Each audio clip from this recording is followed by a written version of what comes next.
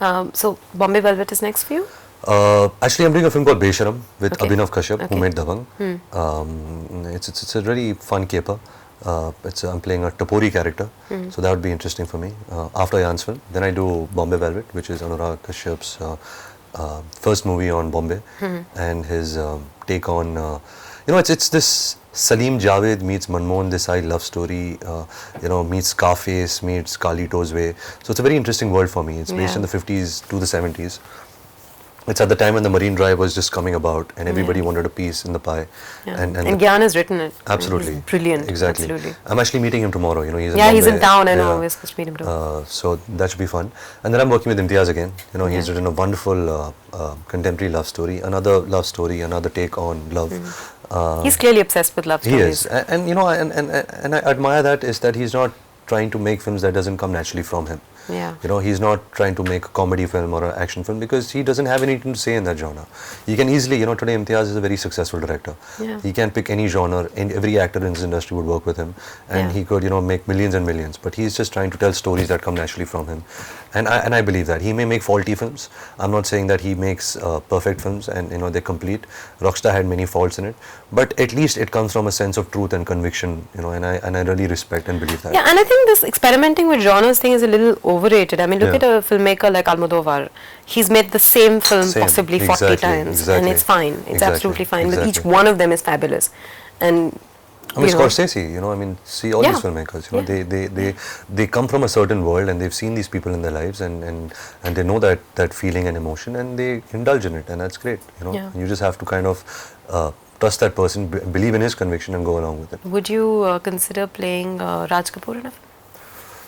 I was offered. I heard about that. And I actually myself was writing a film on him, when I was back in school in New York. But I wouldn't want to. It would be tricky, right? I mean, there is a Raj Kapoor that exists in our collective memory, and there's a Raj Kapoor that exists for you guys. Exactly. And why should I? I'm not. I can't tell a story the way it's meant to be told. To put it as simply as that, it's a little bit. Controversial is not the right word, but if I ever made a film on Raj Kapoor, I wouldn't really paint him as this amazing, beautiful human being. Like I said, but I'm attracted. He spoke very candidly of him. I mean, if I was watching his last interview, he himself was so forthright. I mean, he never tried to No, of course paint he's forthright. himself. But see, you have to understand that we all actors, we are forthright. Most of us are. Actually, No. But 70% of it, even in the effort of being forthright, is a facade. Sure. You can't deny that. Sure. It's still a camera, and you're still aware of certain things, and your intelligence in your mind is processing your questions so much. What is the right thing to say? What is the wrong thing to say? Bad. When was the last time someone was as fascinating in the industry as Raj Kapoor was? I believe that too. It's been a long time since. That, but like I said, because I'm his grandson, because of what I know him as, I wouldn't want to make a film on him. But I would like to see a film on him, and a good filmmaker like a Raju Hirani or Raju Hirani. Yeah, it would be different. Like I admire Raju Hirani's film. I like his films. It entertains me. It speaks to a I was just talking about the pairing. I was just talking about him directing. Actually, ideally, I would like to see a film on Raj Kapoor by every good filmmaker in this country. Yeah, that would be because interesting. There would be all different films. Right. Actually, Mr. Yash Chopra wanted to make a film on Raj Kapoor and Nargis's love story. Yeah. But with both the families around, that would be tough, right? Yeah, and I think it's a little unfair because my grandmother's still living. Yeah. And to subject her to it. Yeah. So I think the idea was dropped because of that. Well, fair enough. Yeah. But I hope that film is made someday. I hope so too. Because it was so much more than the love. It was. When you get over that, okay, fine, there were two people and they probably were interested in each other. But there's so much more in that relationship, in the way they built a studio. See, it's simple, I don't think we've cracked biographies yet. We don't know how to make it. Biography is a very tricky genre, because it's not about just birth to death. It's not just a documentary.